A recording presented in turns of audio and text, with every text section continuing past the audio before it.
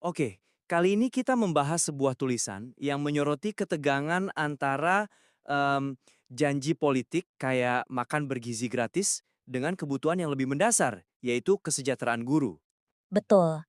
Dan tulisan ini sebenarnya tajam banget ya. Dia berhasil nunjukin apa yang salah dengan prioritas kebijakan kita sekarang. Oke. Tapi menurut saya ini bisa jauh lebih kuat lagi kalau nggak berhenti di situ. Jadi bukan cuma nunjukin apanya, tapi juga membongkar kenapa jebakan kebijakan jangka pendek ini kok terus-terusan berulang. Saya nangkap. Jadi saat ini argumennya tuh kayak mentok di kesimpulan, oh ini kan cuma janji politik. Gitu ya? Tepat, seolah-olah itu jawaban akhirnya. Padahal itu kan baru permukaannya. Jadi apa akar masalah yang lebih dalam yang menurut Anda perlu dianalisis di sini? Ini soal insentif. Itu kuncinya. Penulis bisa banget menambahkan satu bagian pendek aja untuk menganalisis insentif politik dan struktural di baliknya. Kenapa itu penting? Karena kalau tidak, kritiknya jadi terasa personal, seolah-olah menyalahkan politisinya aja. Padahal masalahnya ini sistemik loh. Oke, menarik. Saat Anda bilang insentif politik, bisa kasih contoh konkretnya nggak dalam konteks pemilu di Indonesia? Bisa, bisa. Misalnya gini, siklus pemilu kita kan 5 tahunan. Iya. Nah, ini secara alami mendorong politisi untuk cari program yang hasilnya cepat kelihatan, yang bisa diklaim sebelum pemilu berikutnya. Yang gampang jadi headline gitu ya? Betul sekali.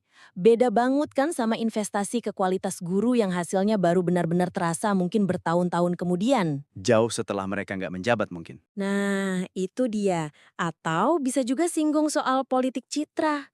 Program bagi-bagi makanan itu kan, apa ya, visual banget, gampang diliput media. Dibanding kenaikan gaji guru yang sifatnya ya administratif aja. Tepat.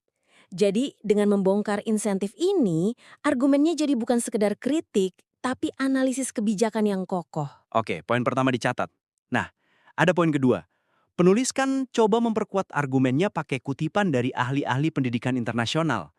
Tapi entah kenapa saya merasa ada yang kurang nyambung di sini. Saya setuju banget, saya merasakan hal yang sama. Kutipan dari, katakanlah Darling Hammond atau Michael Fullan itu, pilar teorinya sih kokoh. Kokoh tapi, Tapi pilar itu kayak berdiri di awang-awang, belum menancap kuat di tanah Indonesia gitu.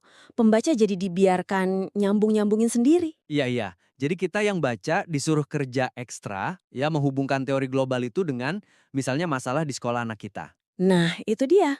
Lalu apa jembatannya?